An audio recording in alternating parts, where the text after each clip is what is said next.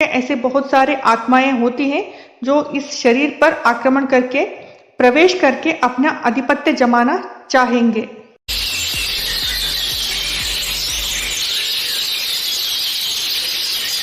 आज हम जानेंगे सनातन संस्कृति के अनुसार दाह संस्कार के बारे में, यानी अग्नि संस्कार के बारे में। और भी जो विधियां हैं, विधि विधान हैं संस्कार के, अंतिम संस्कार के, उन सारे विधानों के बारे में भी आज हम जानेंगे। सनातन संस्कृति के धर्मशास्त्र के अनुसार 16 संस्कार होते हैं जो गर्भधारण से शुरू होके अंतिम संस्कार पर समाप्त होते हैं।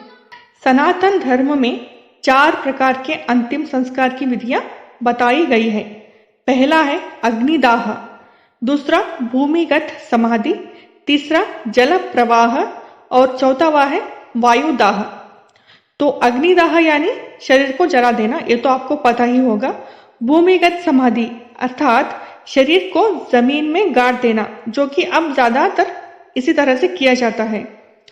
तीसरा है जल प्रवाह, मृतक के शरीर को गंगा जी में बहा देना। तो इस तरह करने से पानी के अंदर जो जीव जंतु है वो उस शरीर को खा लेते हैं। और चौथा विधि है वायुदाह। मित्रों, वायुदाह के बारे में आपने शायद ही सुना होगा। ये हमारे देश में पहले यानी पुरातन समय में किया जाता था। अभी हमारे देश में इस विधि को नहीं किया जाता, परंतु आज भी दूसरे देशों में इस विधि को किया जाता है।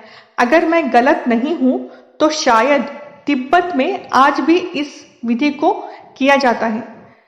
इसके बारे में मैं अलग वीडियो में आपको संक्षिप्त जानकारी दूंगी, फिर भी थोड़ी सी आपको बता देती हूँ।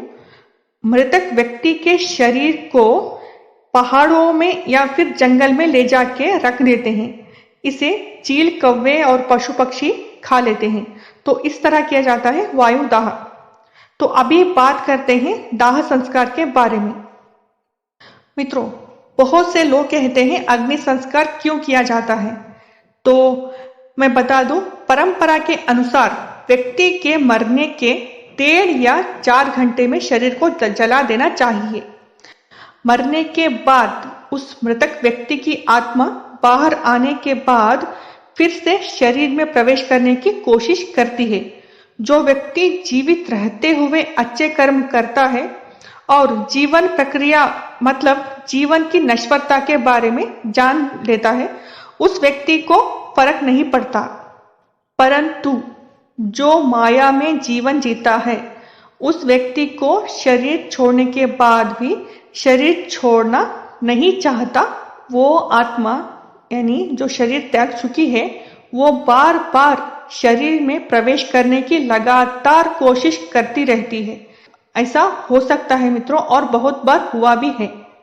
जन्म मूलाधार चक्र से होता है और मरने के बाद भी उसी मूलाधार चक्र से आत्मा शरीर में प्रवेश कर सकती है। तो इसी कारण लगातार आत्मा जो है शरीर में प्रवेश करने की प्रयास करती रहती है। यही कारण है कि मृतक व्यक्ति के दोनों अंगूठों को बांध दिया जाता है ताकि आत्मा वापस प्रवेश ना कर सके। समझ लीजिए, वो आत्मा चली भी गई, अर्थात वो आत्मा शरीर में प्रवेश करना नहीं चाहती। परंतु मित्रों, दूसरे ऐसे बहुत सारे आत्माएं होती हैं जो इस शरीर पर आक्रमण करके प्रवेश करके अपना आधिपत्य जमाना चाहेंगे। हाँ मित्रों, ऐसा होता है।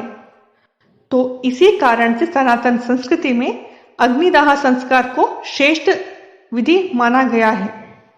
पंच महाभूतों से बना ये शरीर पृथ्वी, जल, अग्नि, वायु और आकाश, उसमें जितना जल्दी विलीन हो जाए आत्मा के लिए उतना ही सरल होगा आगे की यात्रा करने के लिए। पंच महाभूतों का ये शरीर को हम जैसे प्रकृति से लिए हैं, उसी तरह से वापस मां प्रकृति को वापस लौटाना होता है, चाहे किसी भी रूप में हो, किसी भी विधि में हो। परंतु दूसरे विधानों को देखते हुए ये दाह संस्कार का विधान बहुत ही श्रेष्ठ विधान है। भूमि में शरीर को गाड़ देने से शरीर अंदर सड़ सड़ के समाप्त होती है। कहते हैं भूमि अच्छी बनती है, परंतु वहां की भूमि के आसपास अगर खेत हो तो वो ठीक नहीं है। दाह संस्कार कर देने से पंच महाभूतों में शरीर विलीन हो जाता है, और तो शरीर जितनी जल्दी समाप्त हो उसकी आत्मा के लिए उतना अच्छा है आगे की यात्रा शुरू करने के लिए। मित्रों, मृत्यु के बाद क्या होता है और अग्नि संस्कार का क्या महत्व है, अंतिम संस्कार का क्या महत्व है, इन सब के बारे में आपको बहुत ही ज्यादा संक्षिप्त में जानना है तो आप गरुड़ पुराण में बहुत ही संक्षिप्त में इसके बारे में लिखा हुआ है, आप उस पर जान सकते हैं।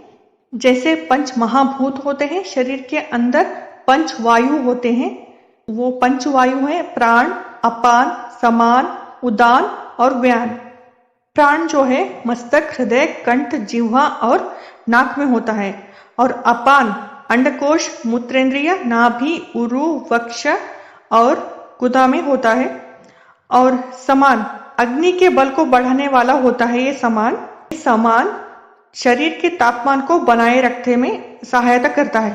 तो मृत्यु के 24 मिनट के बाद शरीर ठंडा पड़ने लगता है, यानी समान शरीर से निकलने लगता है।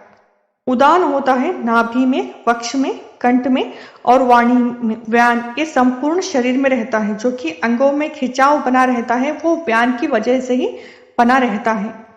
तो मित्रों, जो व्यक्ति मृत्यु को प्राप्त हो जाता है उसके शरीर से धीरे धीरे ये पंच वायु जो है वो भी निकलने लगते हैं। तो अग्नि संस्कार के बारे में मैंने थोड़ी सी जानकारी दी। आपको ये जानकारी कैसी लगी हमें जरूर बताइएगा, और आपको ये जानकारी पसंद आए तो शेयर कीजिएगा बहुत से लोगों को, ताकि उन लोगों को भी पता चले कि हमारे ये विधियां क्यों करी जाती है। तो आपको वीडियो पसंद आए तो सब्सक्राइब भी कर लीजिएगा, ताकि और भी अच्छे वीडियो आपको मिलेंगे आगे जाकर। तो वीडियो देखने के लिए आपका बहुत बहुत धन्यवाद मित्रों। नमस्कार।